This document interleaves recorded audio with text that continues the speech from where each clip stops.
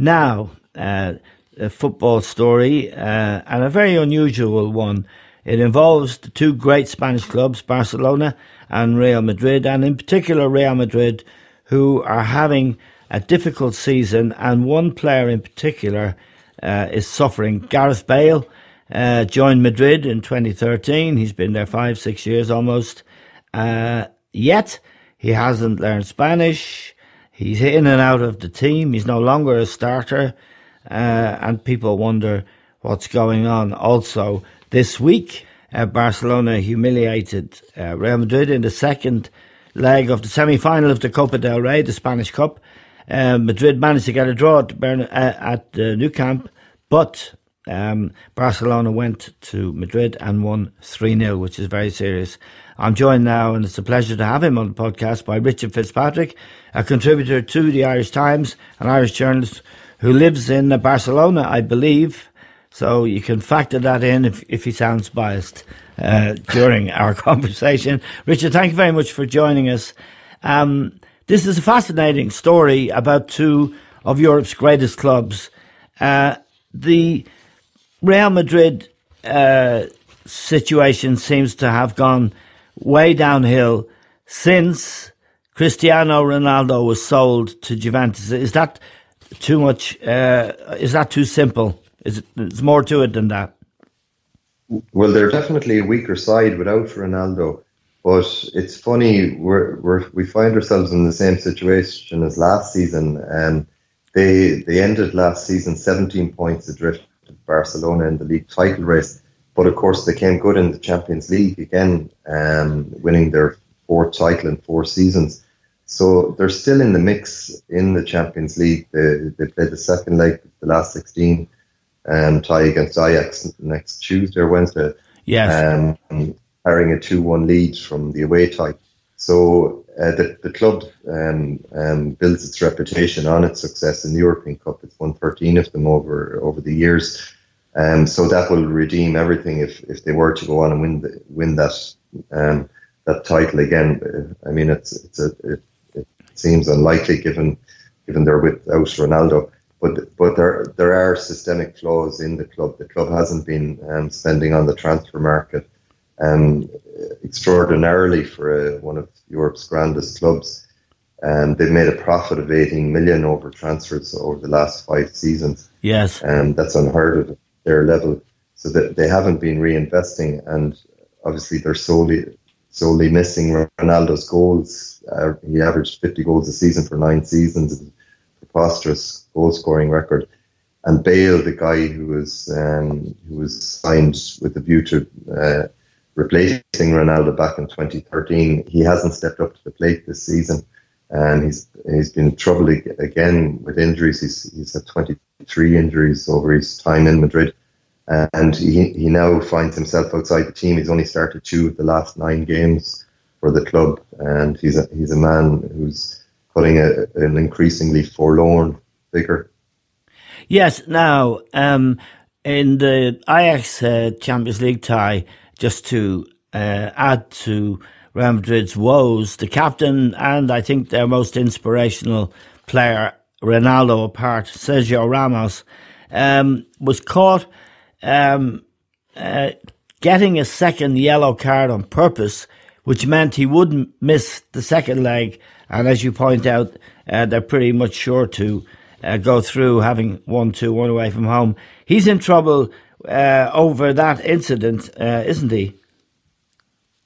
He is indeed, yeah. He was cheeky. He came out afterwards on social media hinting strongly that he did it on purpose. And the incident was investigated. There's been history of this before, funnily enough, against Ajax, where Real Madrid had players sanctioned for getting intentional yellow cards, so they wouldn't miss out on crucial matches from suspension. This was back in the Jose Mourinho era, involving Xabi Alonso and Jerzy Dudek, and their goalkeeper at the time, their sub-goalkeeper at the time. So Ramos was investigated, and he's been slapped with a 2-match suspension by UEFA. So I mean, he's football's great bad boy Yes. for a number of reasons. He's got a record 25 red cards during his career with Real Madrid. Of course, Liverpool fans will remember his behaviour in the Champions League final last May. Yes, when he took Mo Salah out of the game. Now, Zinedine Zidane, a revered figure in football, both as a player and as a coach. He led Real to 3 successive Champions League victories, which had never been done before. He left the club last summer. Am I right in believing, Richard, that the reason he left was the sale of Ronaldo to Juventus for 100 million? He didn't want that to happen, and he thought the situation with the team would be unsustainable without Ronaldo. Exactly. It was a little mini drama involving key personalities at the club. Do you remember Real Madrid won the Champions League crown on a Saturday, the last Saturday in May? Yes. And after the game, both Ronaldo and Gareth Bale came out and said they were unhappy at the club and they were looking to move on, giving heavy hints in their post-match interviews. It was an extraordinary couple of hours just after they won a European Cup. Within 4 days, Zinedine Zidane had met with the president of the club, Florentino Perez, and he was unhappy with Florentino Perez's ideas about who should stay at the club and who should go.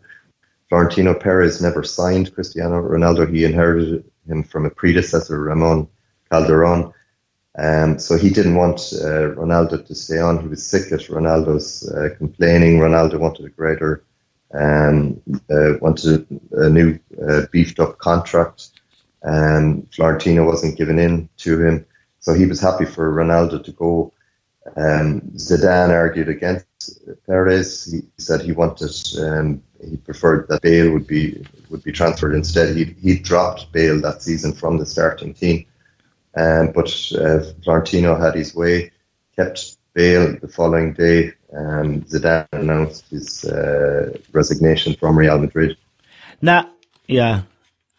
And next thing that happened was Ronaldo has signed for Juventus, and there's a big hole because he is such a great player, and particularly had been a great player in the Champions League victories, getting stronger apparently as the season came to his climax season after season. He's over 120 goals in the Champions League. I mean, it's extraordinary, more than 20 more than Messi every season. He was scoring 15, 16 goals for Real Madrid during those successful Champions League campaigns.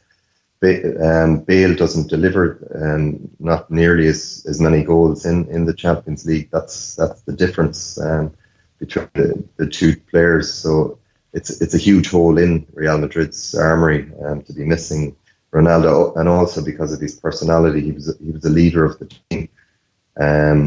Bale does not have that aura. He doesn't carry the team. He's an outsider on the team.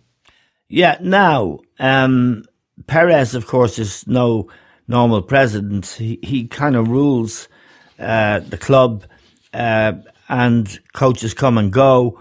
He didn't go for a big name coach. He went for an in-house appointment, didn't he, of the youth team coach? Yeah, he did.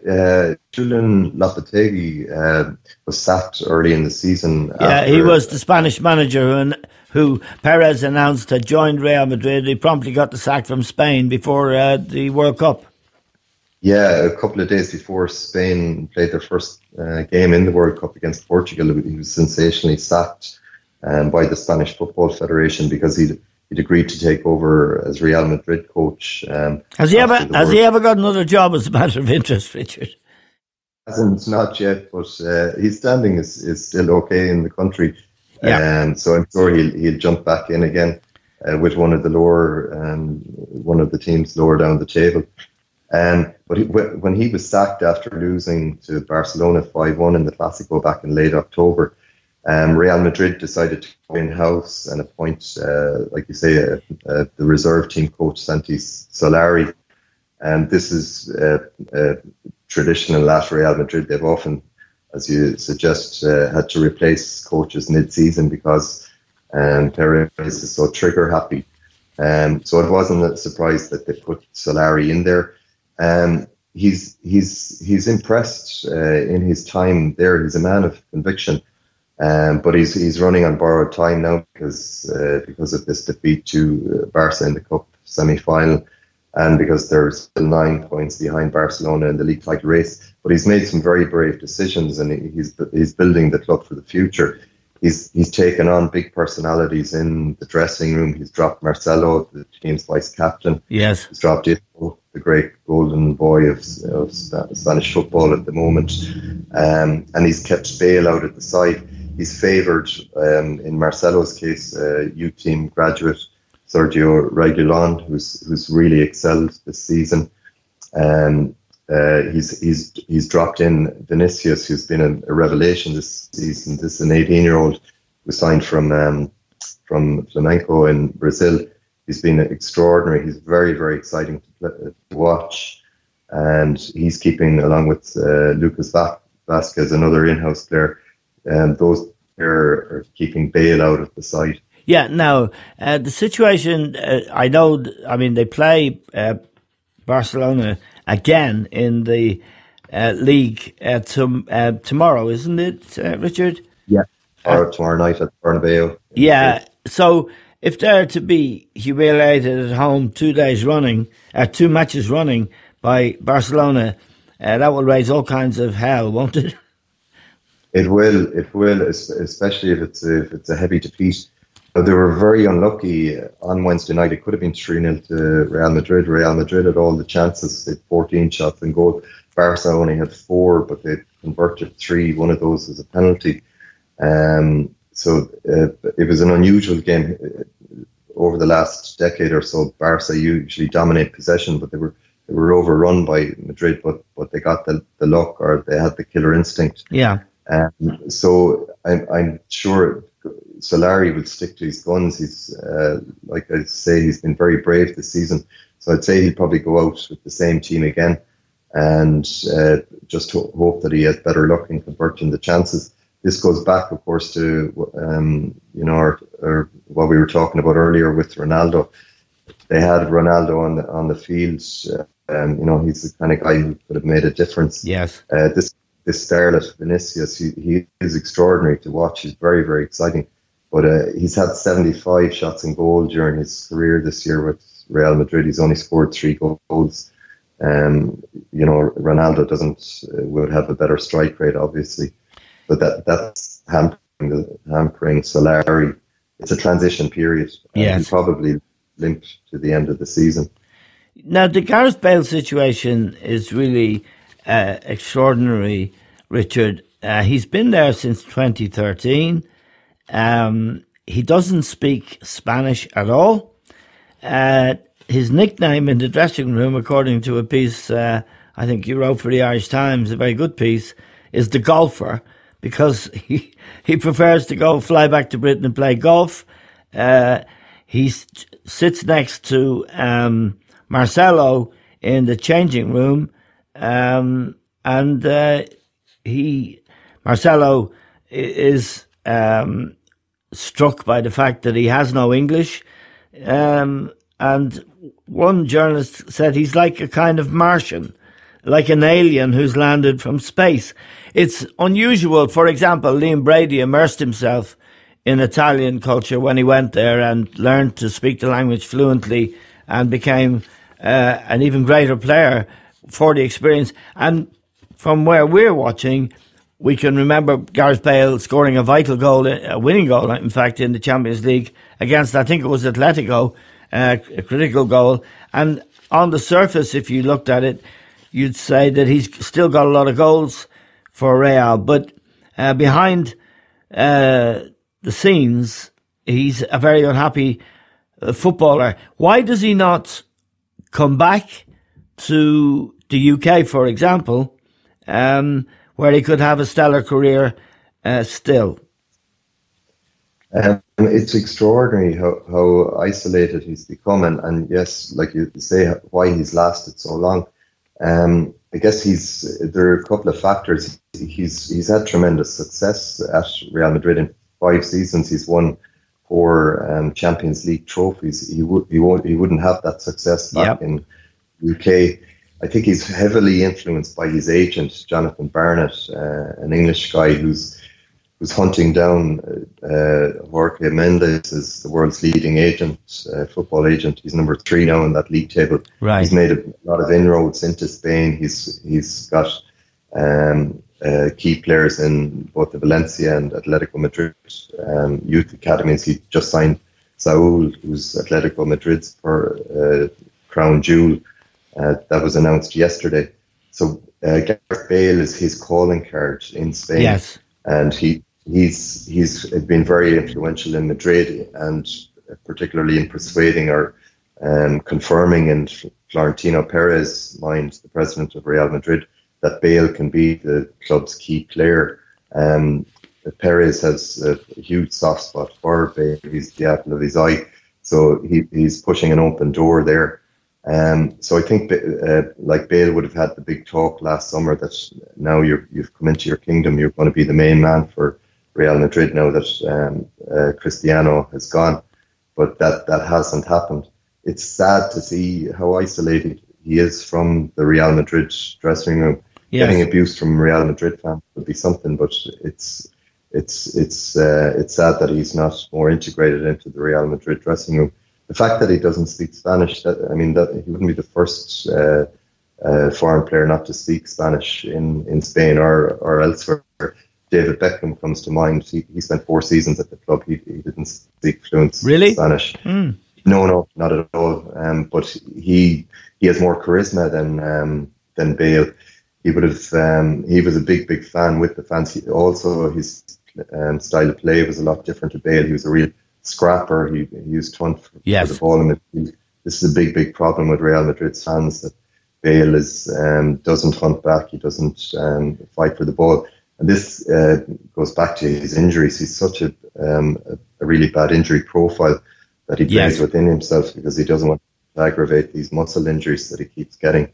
But Beckham was he won the hearts of Real Madrid fans. He was attentive to small details, Yes. He was a great man to sign autographs and photos, that kind of stuff. But Bale is comes across as a cold figure, and it's unfortunate.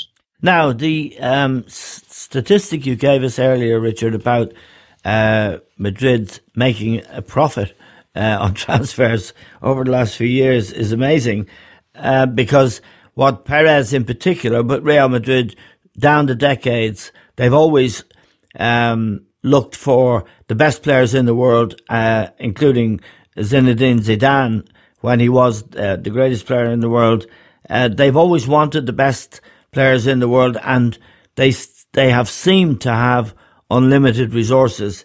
Now, Kylian Mbappe is probably, well, I think undoubtedly,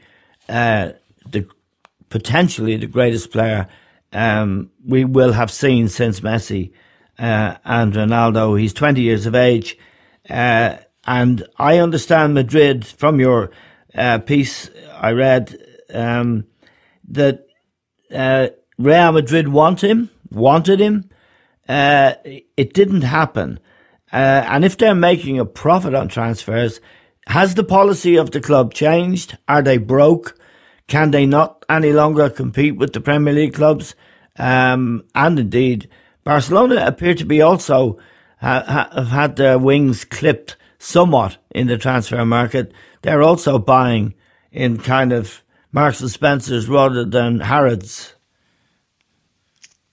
Yeah, that's a very good way of putting it. Or certainly not, they're not buying in Lidl or Aldi yet, but they might be.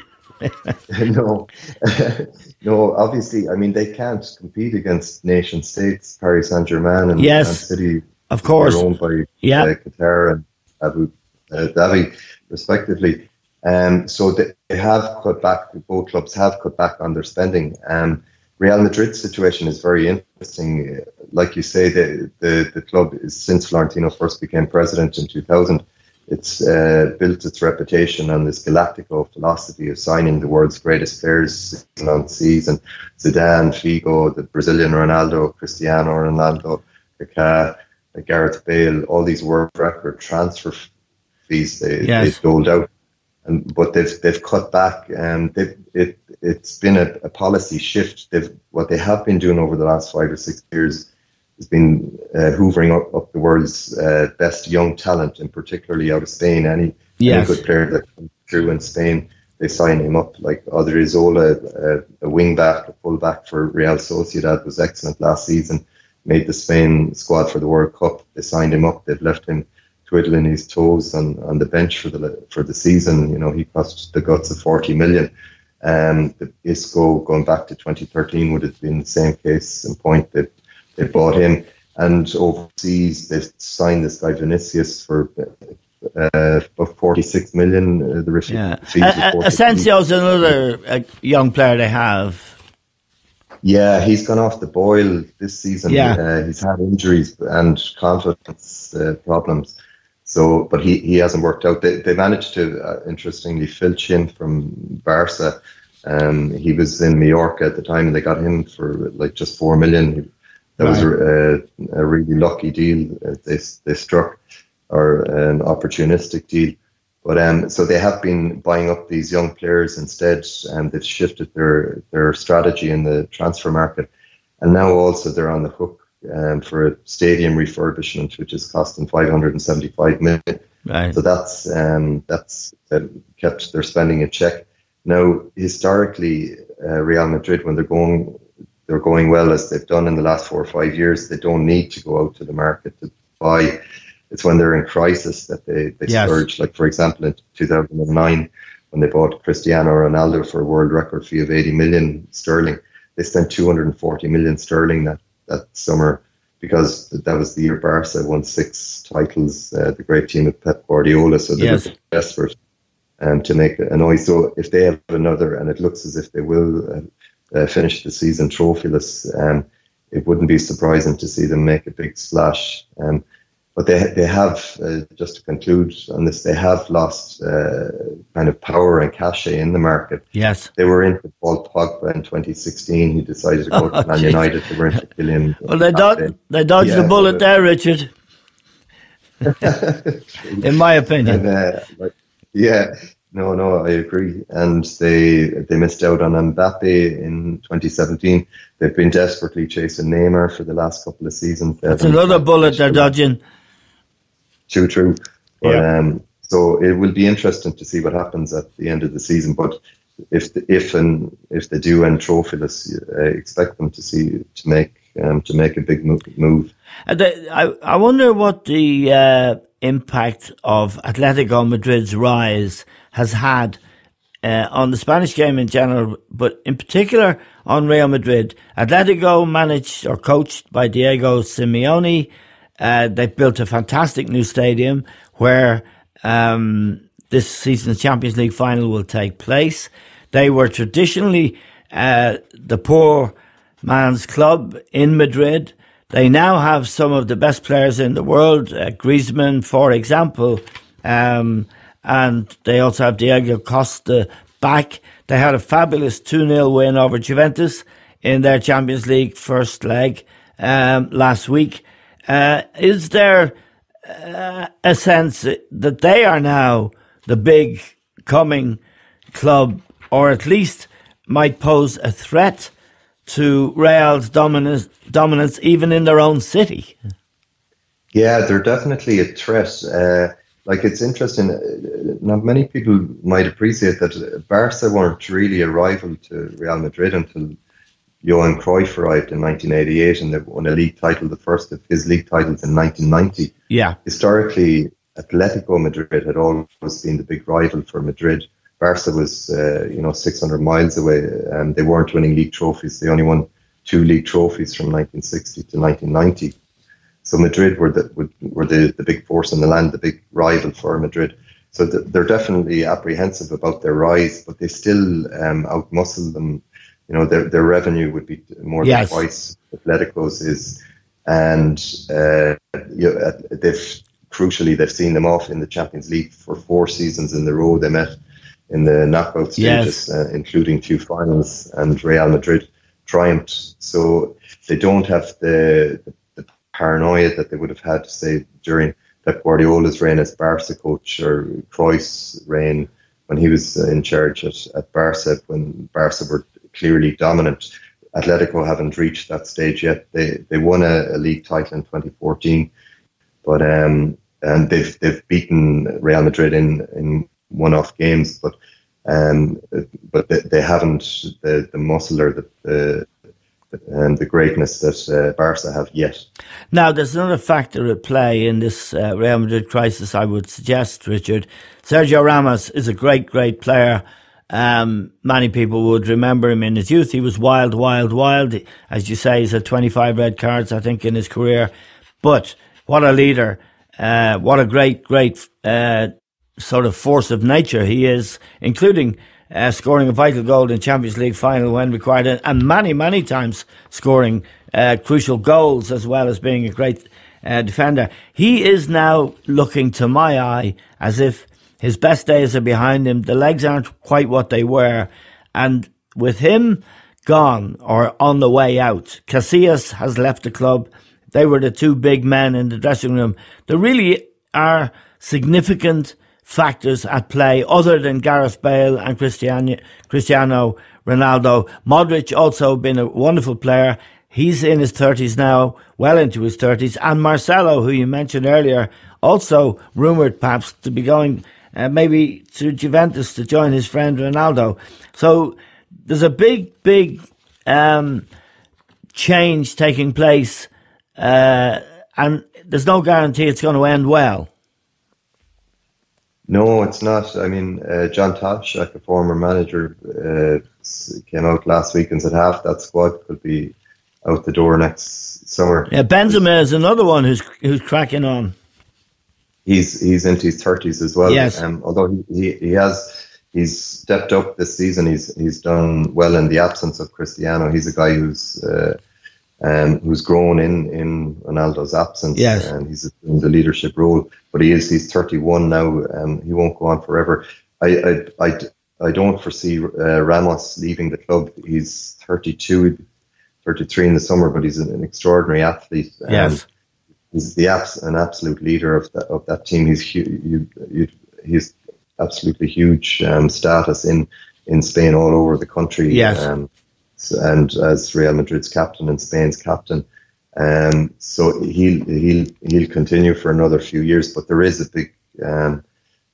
big renovation required, and this goes back to what we were talking about with their spending over the last 5 seasons, that they haven't reinvested in the squad.